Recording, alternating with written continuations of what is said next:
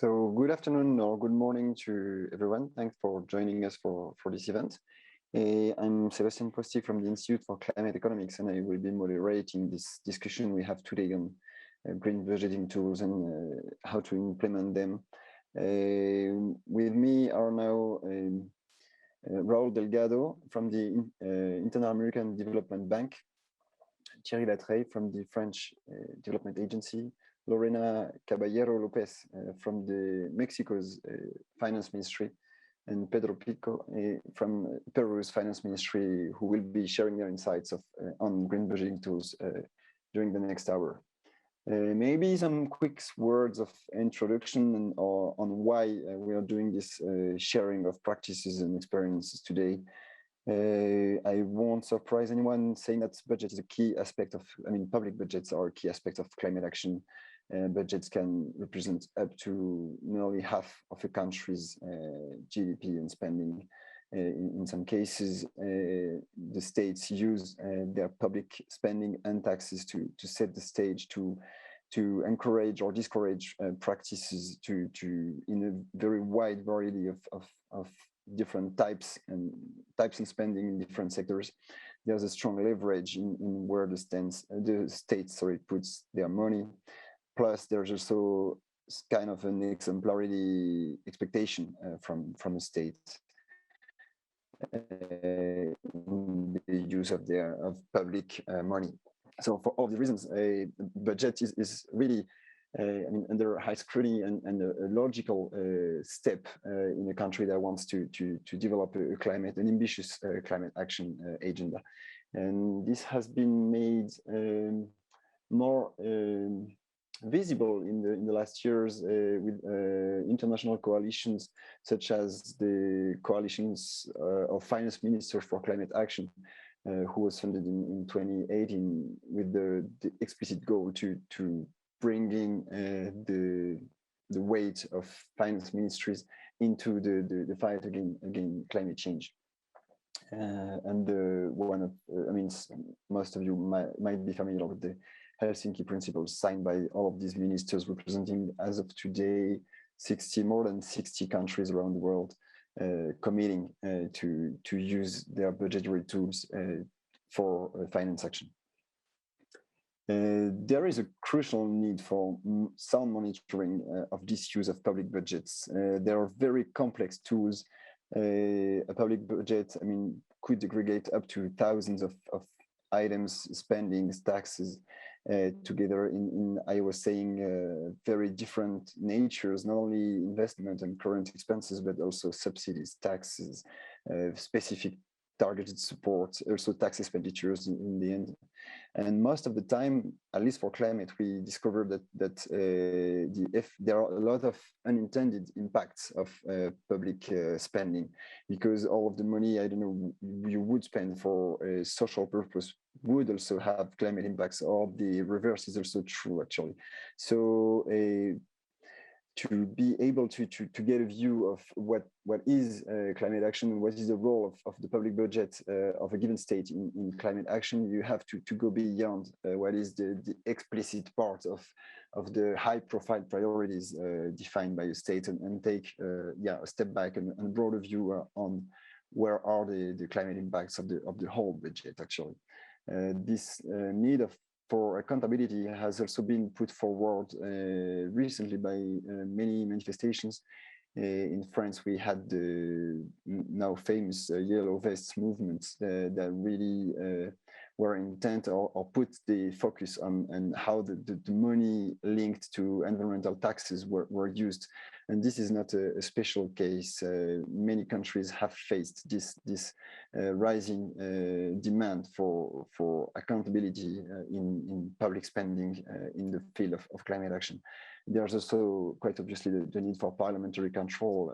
When members of parliament vote for a given budget, they want to know what will be the effects on climate change. This is quite complex, given given the transversality nature of climate change and climate action. So for them as well, we need such monitoring tools. In this monitoring toolbox, environmental budget assessments are, as we will be talking about today, are quite relevant tools, because they are able or they give the opportunity to aggregate very diffuse, scattered information from very different sources in unique documents, gathering and summarizing complex information in a very readable format. And that's what makes them valuable. Most of the time, they won't add new information, new studies, new impact assessments, but even the fact of gathering all of this information and providing a structure to interpret and read it and the basis for better decision making is already highly valuable. Also, they're quite well adapted to the Paris era of because they allow like tracking not only not only a normalized effort, but also the consistency between what a state will take as a commitment, climate commitments, and what is actually voted in the budget. So bridging this gap or making this link between what commitments are made on the one hand and how the money is spent on the other hand is really crucial and needed to track progress on climate action. Maybe some last words. So this new interest has been, such assessment tools have been here for 15 years nearly, but we really see new interest in environmental budget assessments. We see, as I was mentioning at the beginning, new political platforms like the Coalition of Finance Ministers for Climate Actions, but also the Paris Collaborative on Green Budgeting, which is chaired by the OECD, or which is supported by the OECD. We are seeing right now in Europe a specific training program where more than 20 member states are applying for support by the European Commission to implement green budgeting practices in their own countries.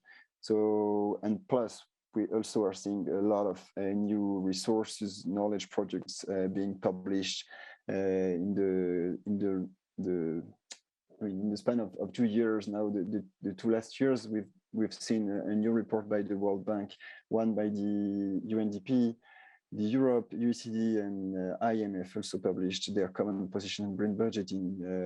The PIFA accounting or reporting framework just published a specific questionnaire for how climate is taken into account in public budgeting. The Inter-American Development Bank also published recently documents putting forward their own position on green budgeting tools, and Raul will be able to tell us a bit more about that. So we are seeing that there is both a new interest in terms of the states engaging in the process and also the institutions providing support and tools to help the implementation of such tools, because implementation indeed is not easy. There's a lot of technical choices. We will come back on that later. In terms of scope, do you take into account only the general budget? Do you expand it to state-owned operators? Do you take taxes into account or only expenditure? Do you track harmful spending on top of beneficial green spending for the climate? That's the first set of questions that need to be answered when setting up a green budgeting framework for a state. But beyond that, there's a lot to discuss and settle in terms of interdepartmental cooperation. As I was saying at the beginning, all of these green budgeting tools are about aggregating knowledge, and this couldn't work without strong cooperation and strong discussions between the finance ministries, the environment ministries, line ministries, and also all the knowledge producers within the countries, the state operators, the state agencies that produce climate impact assessments, and so on. So this interdepartmental cooperation is really hard to get going, and that's probably the most. We will have some feedback, country feedback, but it seems that it is often the most challenging issue to tackle when setting up and when setting forward towards tracking the climate impact of a country budget. And then there's obviously the topic of the use of results. How do you communicate such result that encompass all of the state's budget? This is a highly complex production report, and in order to be sure it is useful, you have to make sure that results are communicated, understood, used. So there's also here a lot of efforts to be put into translating a research report or a statistics report into something that is in the end used and serves as the basis for, as I was saying at the beginning, making better decisions. So all of that is a very quick tour of the challenges and interests that green budgeting is presenting to us today. And with that, I think I'm giving the floor to the panelists who will present their view much and expand much better than I would do it all of what I've been presenting now. Maybe so Raul, I think you're first. The Inter-American Development Bank has been supporting countries in Latin America and the Caribbean region for a while now to develop tagging systems. That would be interesting if you could tell us a bit more on what are the tools and methodological approach that you use at the Inter-American Development Bank, and also what are the main challenges that you've seen in countries that you support, and the challenges that countries tend to face when implementing tagging or their budget classification systems. So Raul, I'm handing it to you. Thank you very much, Sebastián. And if you don't mind, I will be speaking in Spanish, so I'm going to switch. Muchas gracias. Hello, big regard to everyone. I believe that the first point that's important to mention is that at present, there are no methodologies for tagging climate change expenditure. They do exist for general environmental issues, but not really specific for methodologies or international agreed upon methodologies. However, there are a few statistical approaches, such as the OCDE indicators of the taxonomy of the European Union for sustainable finance. There's, for instance, the approach by CPIR. But it is important to highlight that the countries, especially in Latin America, have used part of these methodologies, but they have actually developed some of them as reference, but making important adjustments to them in order to adapt them to their needs, to their own system. So what I'm trying to convey with this is that in actual fact, there's a broad range of methodological approaches that do not necessarily speak with one another or are consistent among themselves. But now that we are talking about budgetary issues, it is important that I point out that even though those methodological approaches exist, there is a reference framework for government functions, which is what the Monetary Fund and the ODCE are doing. They have an input, a specific classifier for environmental protection expenditure. However, those environmental expenditure items focus more on contamination, on wastes, and protection to biodiversity and landscapes. And that does not necessarily capture the set of activities that are related to the environment or to climate expenditure. What I mean is that there are a lot of actions around climate change that as such do not pursue the purpose of protecting the environment. There are a lot of activities regarding adaptation.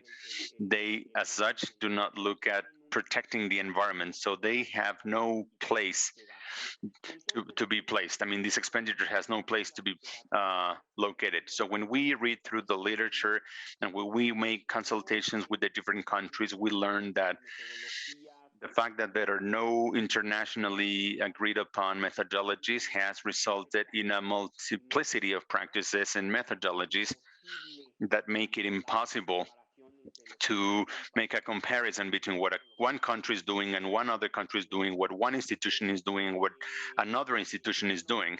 And so if we acknowledge this gap, for several years, we have been working with the ministries of finance of the region within a conceptual framework for the functional classification on climate change expenditure. Nowadays, we have a methodological framework that is coherent and consistent with the environmental account system, but especially with the statistical framework of public finances of the monetary fund. Both standards, both have been recognized, both are recognized practices, and the same applies for the budgetary practices of the region. Likewise, it is important to mention that we have built this methodological framework by acknowledging the advances that have been made together with multilateral banks. What are the main characteristics of our methodology? Number one, the climate expenditure classification in the current system of classification of government functions. It is there. I mean, I'm talking about the manual of statistics of the monetary fund. This is done through a functional classification matrix with 2 entries, considering the expenditure that has the main purpose of climate change or who have it as a secondary purpose. The second characteristic is this one, making room for the primary and the secondary points.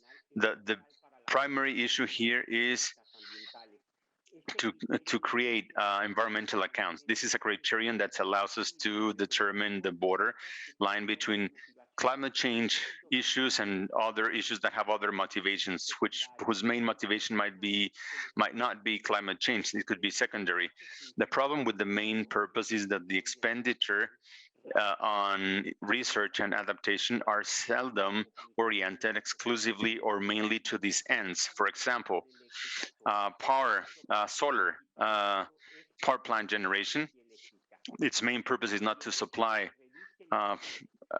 energy, electrical power, and the fact that it reduces, I mean, its main purpose is to supply a service, to generate electrical power, not to reduce emissions. This is what we have developed, the double entry matrix model, also to make room for all those expenditures that have an impact on climate change, but that do not look at it as its main reason to be. So those expenditures with main purpose are those that have been officially declared, that are oriented to climate change specifically. Those for the secondary expenditures are expenditures that, due to their technical nature, have an impact on mitigation, but they do not pursue that objective as their main reason to be. The third characteristic is that the methodological framework also allows for the identification of expenditure that contribute negatively to the climate change related efforts of the countries. We conducted a study for 5 countries in Latin America, and we learned that it is very consistent to see that countries spend more and more on negative actions than positive actions. The ratio in some cases is 4:1 or 5:1. By the way, about alignment and consistency, in order to make sure that with $1 you will not destroy what you build with $1, the chair of the IDB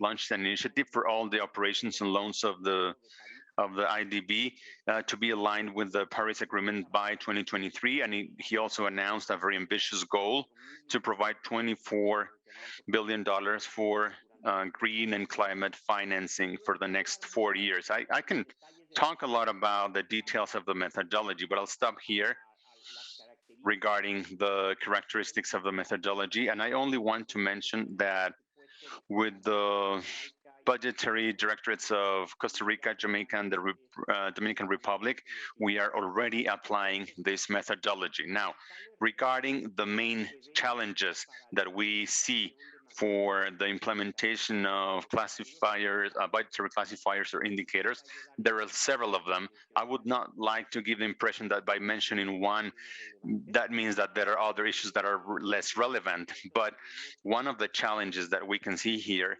is that even though the COP26 is the reference framework for all the countries. Not everybody is aligned. I mean, their budgetary systems are not necessarily aligned 100% with it, and this results in some degree of problems in terms of how to build your indicator. So your classification system. The other one has to do with disasters. This is a challenge because the countries assign their budgets for disaster expenditure in a general fashion, which means it is difficult to make a reserve for a disaster related to a drought or to an earthquake or a hurricane. They do it in a general fashion. So we need to understand how to classify that type of disaster expenditure. Some countries do it, for example, under the civil defense classification system, but part of that ends up going to specific actions due to natural disasters related to climate change. So this is one other issue where it is difficult, where we have not reached consensus in terms of how to address it. The other important challenge is that in the majority of the cases, the budgetary systems of the countries only consider information at a program level or at their program level. Seldom do they do it at the level of an activity or a project, and even more seldom will there be a breakdown at the level of a very specific work. And this makes it difficult for us to clearly identify at a project level what activity is contributing to climate change or to the green activities. Something else which is also related to this challenge in terms of how much detail of information budgetary systems have is that, for example, adaptation projects depend on a very specific context. A water treatment plant can only considered as adapted if it was built with an adaptation reason. Let's say one zone affected by climate change patterns. Otherwise, it's just a water treatment plant that will not really focus on adaptation. In order to be able to correctly classify them, countries should have clear and accurate information in terms of what specific risk poses or is posed by that or is faced by that project in its design phase. And then during the design of the project, we should be incorporating the specific elements that tend to that risk, that address that risk, to eventually be able to talk about whether that project, that budgetary expenditure is related to adaptation or not. And the last point that I want to touch upon, which is very important based on these lessons learned, is that still the evidence is still not clear in terms of how useful marker systems or indicator systems are, budgetary indicators.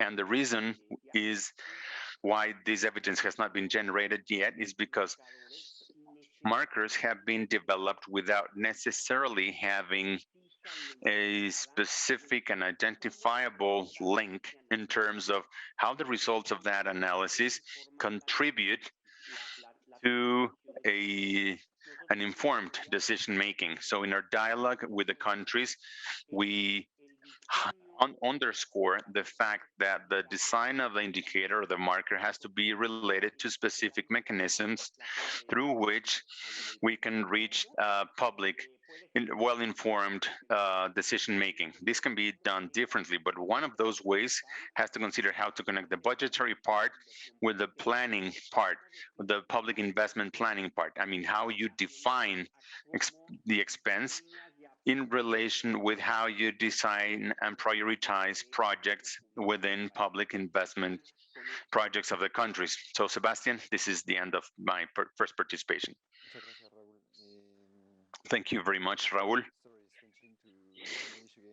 For Thierry, maybe the last point you mentioned is really a crucial one indeed, because beyond how the results will be used, it is also about the political will, right? It is also about who will be behind this exercise, and if it's only a technical exercise, there won't be any impulse to produce the results and to maintain the exercise over time. So probably this is one of the first questions that should be asked indeed when starting is how to use the exercise. I mean, it's not only a demonstration of the capacity to make this reporting. It's also something that should be used and really critical to see how it would be. So maybe now Thierry will be giving insights on the side of the French Development Agency, who has been having 100% compatible commitment to their operations with the Paris Agreement for now, I think, 2 years, and are trying to align all of their actions with this overall commitment. So they've been supporting a lot of reforms in public finance management around the world. What could be interesting is to see what could be an effective AFD support on grid budgeting in the operations you're already having around the world, and maybe in which countries you're already supporting green budget operations to this day. Thank you, Sébastien.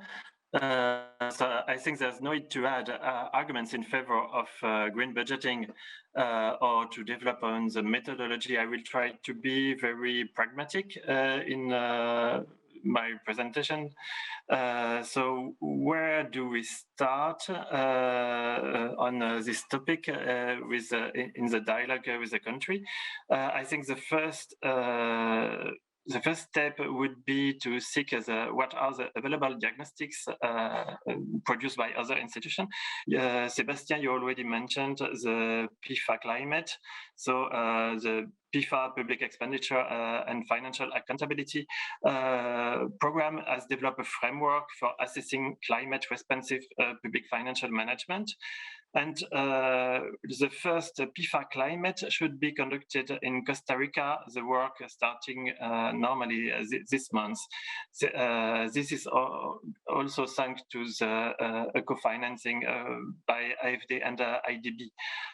On the public expenditure side, the UNDP developed the very useful CPEIR, the Climate Public Expenditure and Institutional Review. So the first step would be this available diagnostics that the donor community can also participate to finance. And then, similarly to other donor and to the IDB approach, AFD will be able to use the various technical and financial support tools available in-house. In order to support a national strategy with a green budget component, the main financial tool used by AFD would be a public policy loan that aims to accompany the implementation of reform or of a public policy in the medium term. The funds are most often disbursed in tranches and conditional on the achievement of predefined indicators in a policy matrix. This policy matrix will be constructed with the government and the country according to their commitment. In addition to budgetary financing, a capacity building program can support the government in the implementation of reforms related to green budget transition. It includes the training, exchange of experiences, studies. AFD, the offer of AFD aims to strengthen the alignment of public resource collection and expenditure delivery mechanisms with climate change adaptation and mitigation, environment and biodiversity objectives. But this offer must be modulated according to the level of maturity of the countries and especially the maturity of the national debate vis-à-vis the green budget transition. And what Sébastien, you mentioned, and what was also a challenge mentioned by Raul Delgado, I will maybe repeat this point that is also very important. What could make an intervention more efficient is a demonstration of the political commitment of the country. And so the first of all is the coherence of all the public policies with regard to the conduct of the green budget transition. And it means that A strong interministerial coordination is essential. It presupposes dedicated human resources on one hand and the benefit of an arbitration power on the other. In the most effective cases, so we see a specific unit involving senior officials from the Ministry in charge of ecology and from the Ministry in charge of finance. And so the government must implement an intersectoral project team dedicated to the identification and resolution of potential legislative, regulatory, or priority contradictions between the different sectoral policies and the climate dimension. Second prerequisite is the identification of synergies between the different sectoral climate policies. This work at the national level is essential for strengthening the effect of the actions to be carried out. And third, let's be realistic, the government leads prioritization of actions for the conduct of the green budget transition, taking into account the reality of human, financial, and technical resources available. This prerequisite demonstrates the political commitment of the country towards this type of reform. And at this step, the donor action can support the national effort. What is also important at this step is a coordination of donors. We would like to thank IDB for its transparent cooperation that we have in Costa Rica and Mexico on green budgeting. But AFD is also working closely with the OECD team, UNDP, with INTPA and the EU delegation. And talking about EU, we had last week at the COP26 a presentation of the EU making a strong plea for a green budget, mainly focused on the European experience. So in which country AFD is operating? So I mentioned it already. Costa Rica is a country where IDB and AFD are cooperating closely. A webinar has been organized in June 2021, consisting in an exchange of experiences and the presentation of the first green budget exercise in France, its objectives and the methodology used. IDB is currently organizing a workshop and technical assistance on a proposal to institutionalize monitoring of public expenditure on climate change and biodiversity.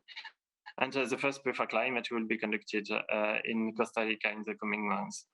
We have also an ongoing program linked to a policy loan with Indonesia.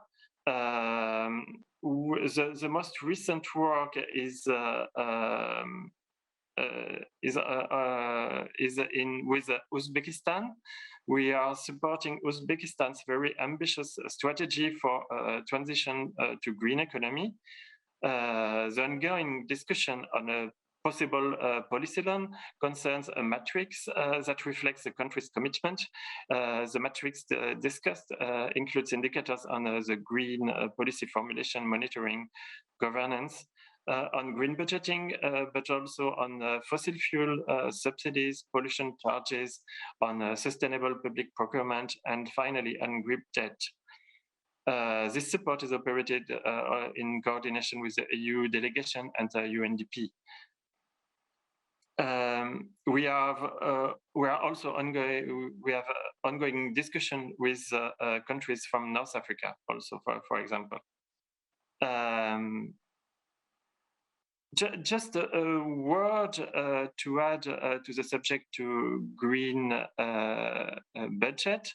A step beyond the green budget would be also green bond, seen as a way of leveraging financial assets and liabilities to fund the low carbon transition. The budget tagging facilitates the process of emission of green bonds. It facilitates the identification of assets meeting the relevant green climate criteria and the reporting. And this market is developing very rapidly.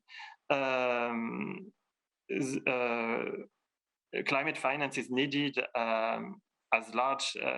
since large-scale investment are required to significantly reduce emissions.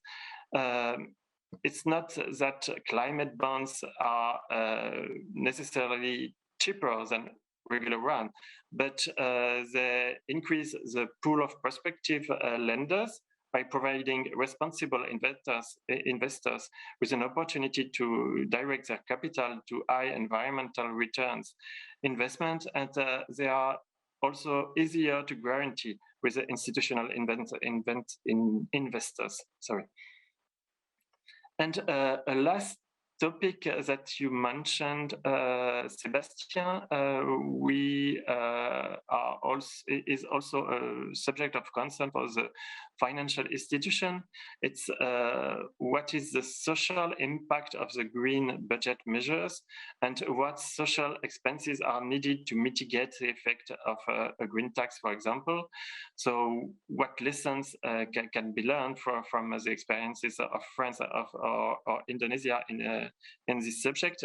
Indonesia had to set appropriate compensation measures and an efficient information campaign in order to prevent any public discontent. So this is also, I think, an important challenge to this exercise of green budget, communication, transparency, and appropriate compensation measures. I leave the floor. Thank you, Thierry.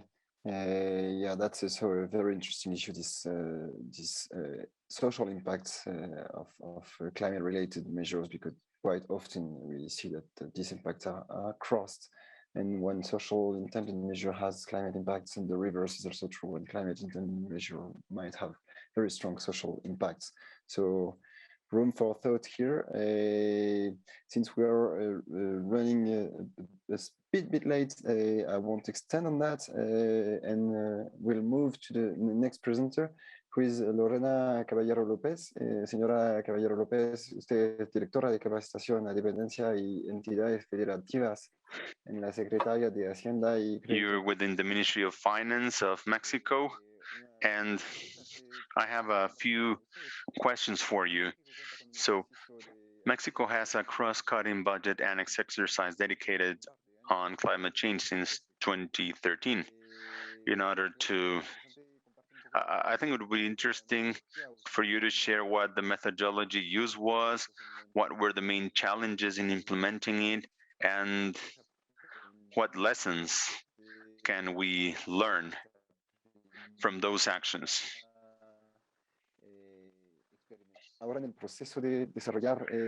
Now that you're in the process of developing a new version of your green budget, we'd like to understand a little bit about the scope of that new green budget, what classification methodology you're using. We would like to understand a little bit of the agenda or the challenges that you are facing. Thank you, Sebastian. Thank you very much to the French agency and everybody for this invitation. Yes, as you mentioned, Mexico for the last 10 years has been identifying budget for climate change. In order to give you a little bit of context, I will say that Mexico issued one of the first climate change laws in the world, and in that law, two things were established, mainly the creation of an Institute on Ecology and Climate Change, an agency totally devoted to climate change, and the identification in the budget of the actions aimed at mitigation and adaptation. From there emerges the need, the regulatory need to meet everything that was set out under this national law. So as of then, this law was issued in June 2012, more or less. And for the next fiscal year, we had to do this first exercise to identify budget. Clearly enough, it was a very short period of time that did not allow us to come up with a robust methodology from a technical standpoint, talking about, well, we talked with experts in environmental matters, and as I said, the creation and the publication of the law implied the creation of an institute that was very new, which is the area where we would concentrate the specialists. So the first mega exercise that was conducted was a very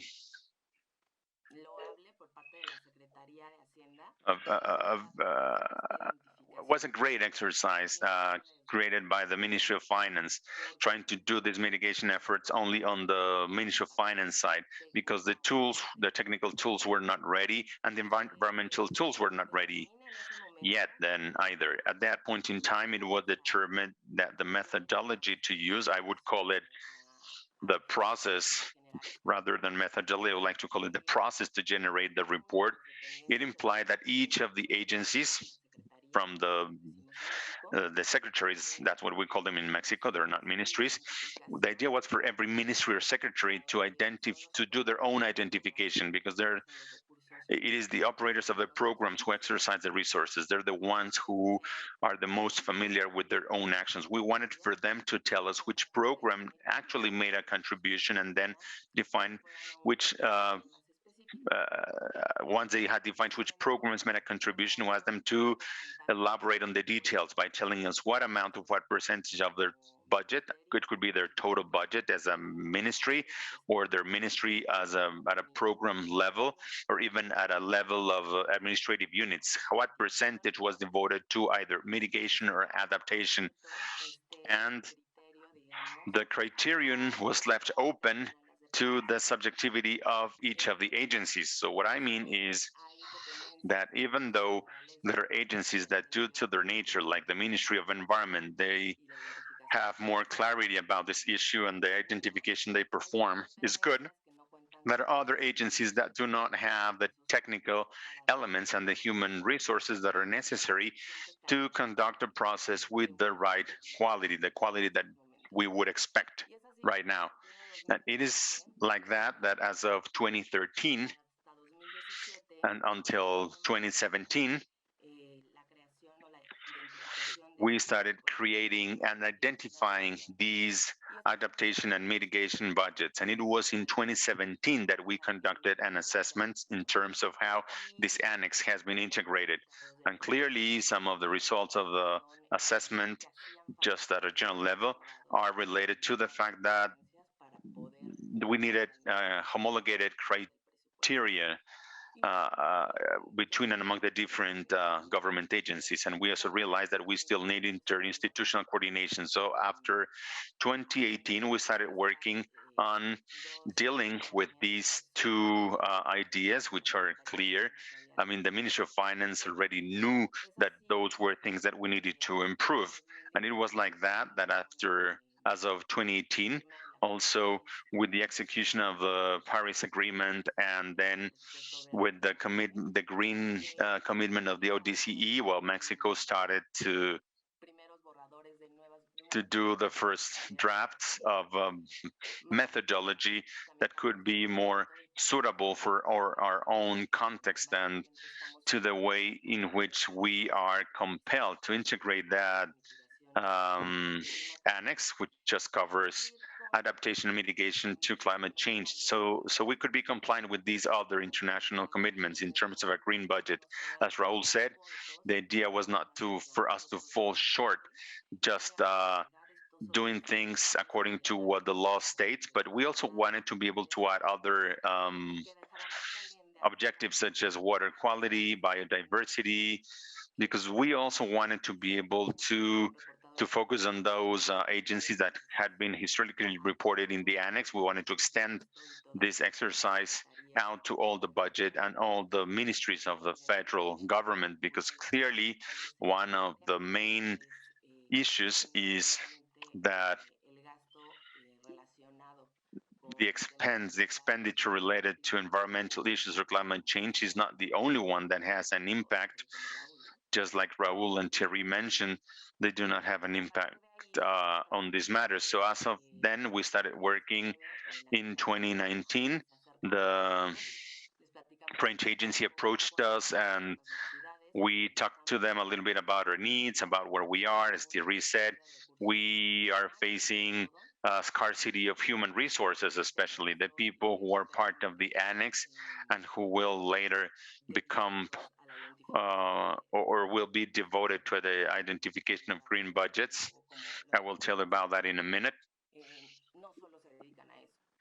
That's not their only job. That's not all they do. So that's where the French agency approached us, and it was through them and through the assistance that they provided us, well, in order to have additional consultants who would help us with implementation. That's how we were able to start these pilot exercises that are twofold. The first phase focuses on what we already have, the improvements of the cross-cutting annex, and number two was the extension of that methodology in order not to duplicate efforts to cover all these environmental objectives and the bulk of our budget, to be able to come up with our own green budget. The methodology as such is a little bit similar to what Raul discussed a moment ago. After seeing the experiences and other exercises in other parts, we decided that given our own conditions, the most suitable for us was to adhere to what we already had up and running, which is our program structure, and through indicators or classifiers, depending on the object of expenditure, we decided to classify based on specific criteria what we considered that should be adaptation and what we consider that should be mitigation. But the first step of the methodology is about identifying alignment with other environmental planning instruments. We, as you know, in 2017, we aligned budgetary programs to sustainable development objectives. So on the one hand, we have that type of link. On the other hand, we have a special climate change plan telling us what our objectives are for the medium term within this current administration in terms of the environment. And as such, we have a national development plan, which also sets out these country goals, and there's also our nationally determined objectives. So we have all these instruments that coexisted, but they did not talk to one another. One program that was telling us that it contributed to the mitigation within our special climate change program, that was not necessarily communicated to other programs. So the first step in the methodology is that one, aligning a cascade type of alignment that makes sense, that allows us to align strategic planning projects and say, if you're reporting your contribution in OCDE climate change, you necessarily have to be reporting something back to me in the annex, and then that will have to result in something positive in terms of our green budget. That's the first part. Then we moved on to the second set of criteria, where once they responded our questions in terms of what we consider is adaptation and mitigation, then we can move on to quantification. And it is in quantification that we use the classification based on types of expenditure. I started to identify specific items, budgetary items and investment projects in the event of public work projects. And we identify which projects actually respond to the actions that they identified as mitigation or adaptation or both. And they have these two options. If they tell me that the reason to be of their budgetary program is climate change, then that's where they can report 100% of their expense or the budget that they have for such a program. But if the reason to be, this is something similar to the methodology that Raul mentioned, if the reason to be is not tending to or addressing climate change, but if it is just a consequence or a positive external factor, that's where we start reducing the number of items that would be available for them to be able to identify it as climate change. One example, and I'm going to go back to what Raul said, a sun power generation plant, a solar power generation plant. Your reason to be is not to fight against climate change, but to generate electrical power. I will not consider that all your budget is related to climate change. I will consider that only one part, one portion of it, maybe that part related to infrastructure investment or different chapters of the expenditure that are addressed to that, those are the only ones that I will allow you to identify or quantify as climate change expenditure, not the rest, because the rest, I mean, you would have spent the rest even though you were not making a contribution to climate change. So for the cross-cutting annex, we have this first improvement. I'm going to have 3 major sets of information. There's the budget that fully contributes to climate change in terms of mitigation, adaptation, both, because there are cases where one same program may be making a contribution to both aspects, and it could be done directly. We call it explicitly or directly, or implicit or indirectly. So that would be like the first improvement out of the methodology that addresses the annex.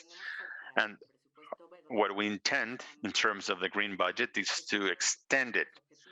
And these 2 objectives that we have now for mitigation and adaptation, we would like to add to it protection to biodiversity and water and air quality by using the same concepts. I mean, the application of a criterion, and afterwards, we would also be able to identify which expenditure. I mean, just like you can have a positive externality, where you can have a negative one. So clearly, we know that nobody will come and tell you my expenditure is to generate more climate change. No. So we know that what we will have is people reporting, people who will not make a contribution to climate change, but who indirectly are looking at it. And that's the part that we believe will be core,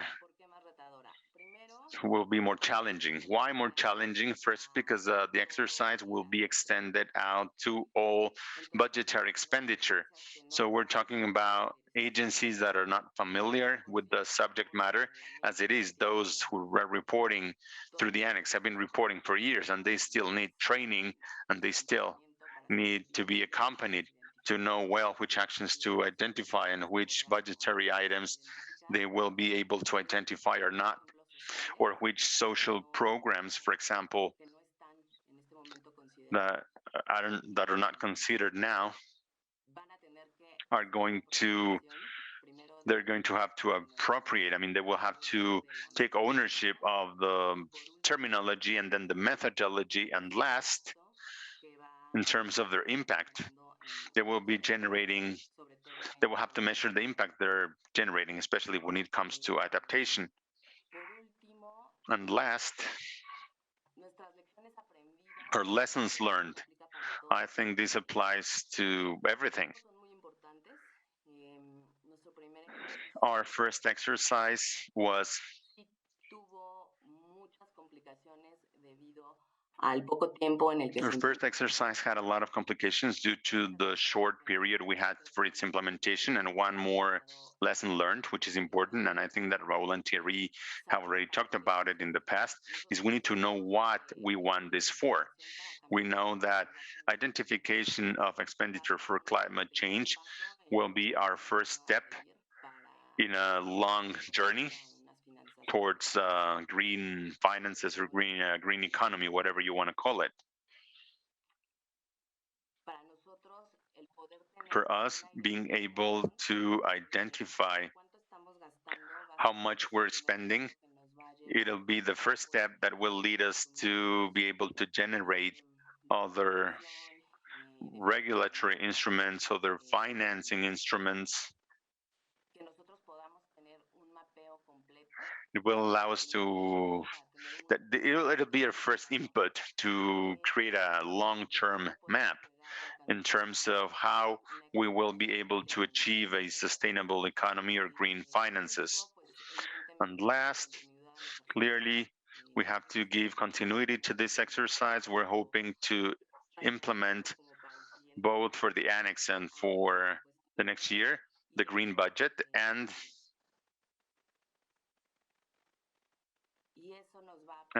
that will allow us to do an assessment exercise to know where we are as a country. Probably the result will be that mentioned that Raul, that we're spending more on issues that make negative contributions than those that make a positive contribution. We will have to revisit where we're towards where we're moving our public policy. So right now, I think this should be our objective. We want it as an input and not as an end, because we have already seen the experience of having a report just because we have to have a report, and doing it like that, yes, it gives us a little bit of information, but we need better information to be able to make better decisions, to improve the quality of our expenditure, and to improve our sustainable and green economy. Thank you very much, Lorena, for your intervention and for sharing the Mexican experience. As you said, it is super interesting that that report, that first report. It's interesting to look at what was missing on it and to start a second process, probably with a new momentum, based on the experience learned almost 10 years ago based on a cross-cutting annex. That was interesting, but it's also interesting to hear about the idea to enhance your vision by considering other dimensions, other objectives. The pathway seems to be long, but climate change cannot be isolated as just one single problem. We need to, of course, have this cross information, and this will have a great impact on the decision-making processes of every country. So interesting to follow up on that experience. So now I would like to turn it over to Mr. Pedro Pico, who works as an analyst in budgetary programs within the Ministry of Economy and Finance of Peru.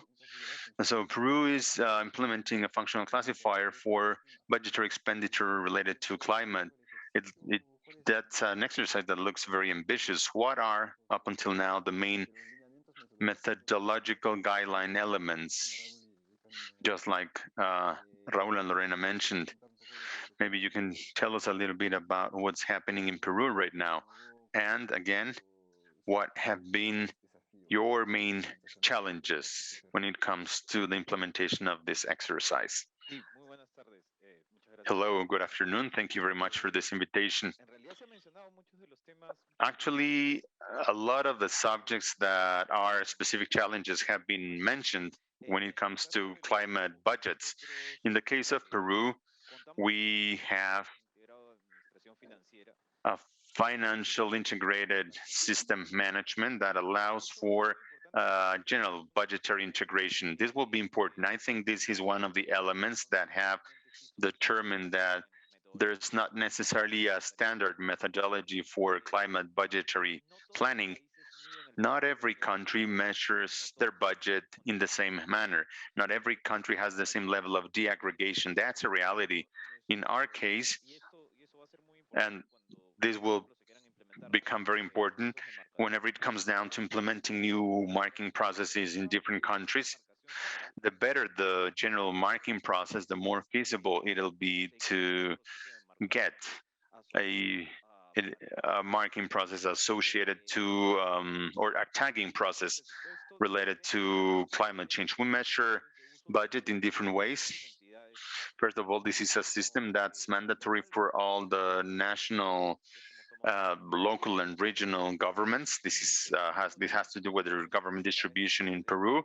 They all have to do their budget through the budgetary structure. One of the things that has benefited the process is that budgetary categories have been identified mainly from budgetary programs that already have specific objectives. And within these objectives, there's a series of structures and activities that have allowed us to somehow map actions that are actually related to adaptation or mitigation measures for climate change.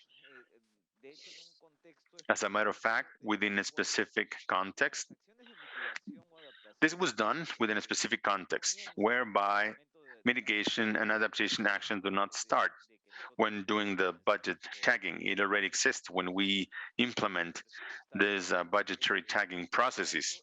Therefore, it really has to do with what's happening in the inside and adapt the system to the new requirements.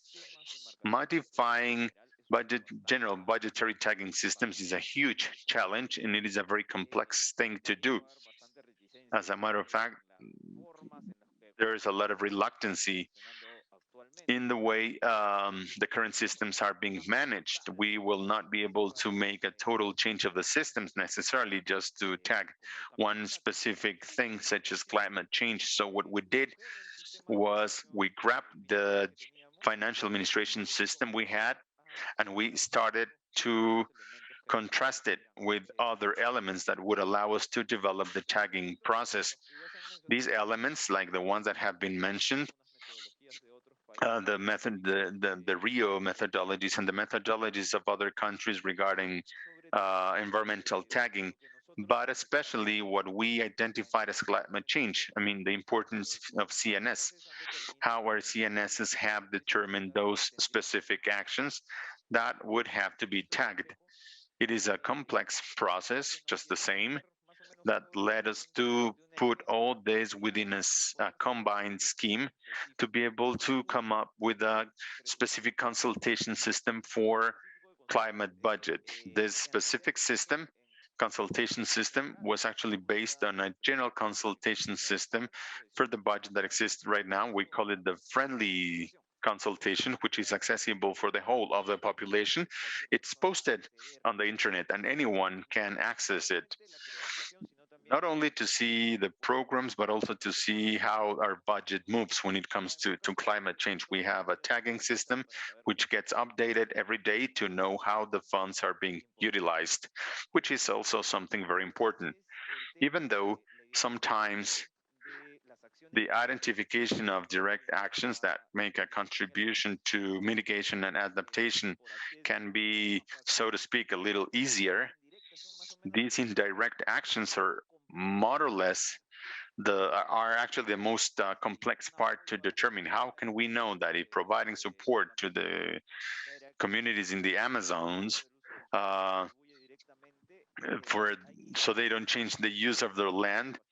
I mean, we'll have to focus on it very closely. The same goes for public investment projects. Sometimes they have climate objectives, but they don't provide climate results or specific climate outcome. The specific challenges that we can observe around budgetary tagging is that budgetary tagging is not an end in itself. Budgetary tagging is a tool that will lead us to something greater. What should be the role of budgetary tagging? Well, it should be the element that should allow us to know how much we're spending and what expenditure gap we have to meet our specific commitments. If the commitments are only based on the execution of agreements and they do not become concrete actions, and if these concrete actions do not have a mirror on budget, if they're not financed, then we're not going to be able to fulfill or to cover or close the gaps that we have identified. And this is very complex. In the case that I mentioned about the political reluctancy on certain actions, in order to be able to put on the table concrete climate actions, we need information like this one. If we do not know specifically how much budget is going to be missing to be able to do the strategic planning that will lead us to the fulfillment of our objectives, we will never be able to prioritize this subject within the national agendas. So that's my idea. This is not just about doing the methodological exercise of working on budget tagging for the sake of tagging it. We need to complete the whole process to see where the tool leads us to, based on those commitments that have been undertaken within every country.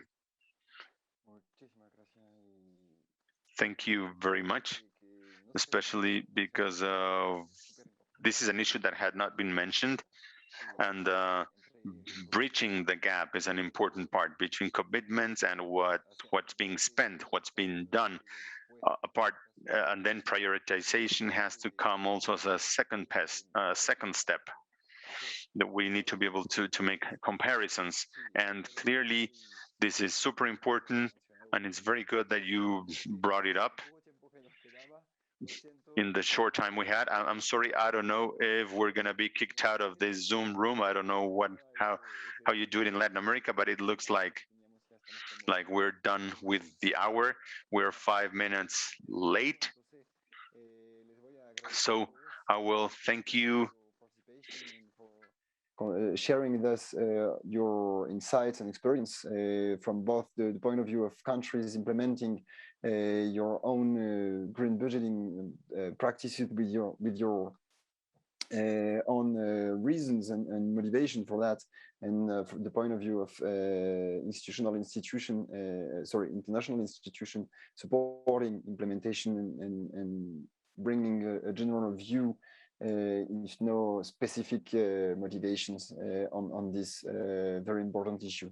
So thank you very much to all for your participation, and I hope it's been interesting for those of you following this live event. And I wish you a good day, a good evening, depends on where you are, and goodbye.